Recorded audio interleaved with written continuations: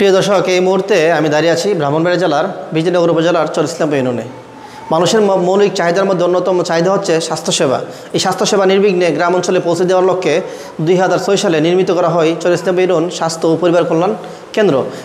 এই পরিবার কল্যাণ কেন্দ্রের মূল উদ্দেশ্য এবং লক্ষ্য ছিল যে গ্রামের যে সুবিধাবঞ্চিত এবং গ্রামের যে মহিলারা আছেন তাদের গর্ভকালীন সময়ে সেবা এবং গর্ভবতী মহিলাদের ডেলিভারি করানোর জন্য মূলত এই প্রতিষ্ঠানটা গড়ে ওঠে এখানে। যদিও চর ইসলামপুর ইউনিয়নের আজ পর্যন্ত কেউ এই সেবা পায়নি।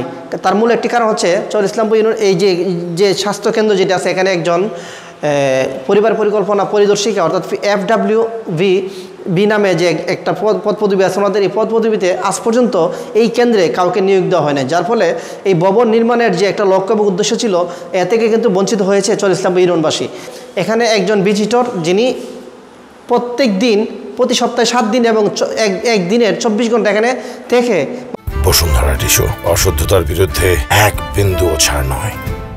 মানুষের স্বাস্থ্যসেবা দেওয়ার কথা, যেহেতু ওনার পদ পদবি সৃষ্টি আছে, পদ খালি আছে, কিন্তু আজ পর্যন্ত কাউকে নিয়োগ দেওয়া হয় নাই।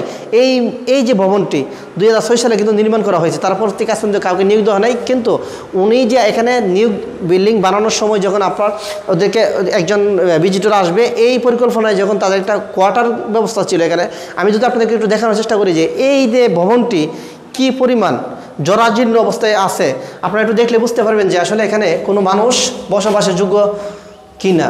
আমরা যতটুকু একটু জানতে পারলাম যে এখানে দায়িত্ব আছেন অজিত দাস, ওনার কাছে জানতে পারলাম যে উনি আমাদেরকে জানালো যে ইতিমধ্যে ওনারা লিখিতভাবে জানিয়েছেন ঊর্ধ্বতন কর্তৃপক্ষকে যে এই বিল্ডিংটি বসবাসের অনুপযোগী, যার ফলে এখানে মানুষ বসবাস করতে পারবে না। এই বিল্ডিংটা টোটালি আপনাদের সম্পূর্ণ বিল্ডিং জরাজীর্ণ অবস্থায় আছে। এখানে বিল্ডিং ভাঙা, দরজা জানালা সবগুলো, এমনকি অল্প বৃষ্টি হলে কিন্তু বাইরের বৃষ্টির পানিগুলো ভিতরে অনায়াসে চলে আসতে পারে, যার ফলে বিল্ডিংয়ের যে কার্যক্ষমতা সেটা কিন্তু ইতিমধ্যে নষ্ট হওয়ার পথে বা নষ্ট হয়ে গেছে।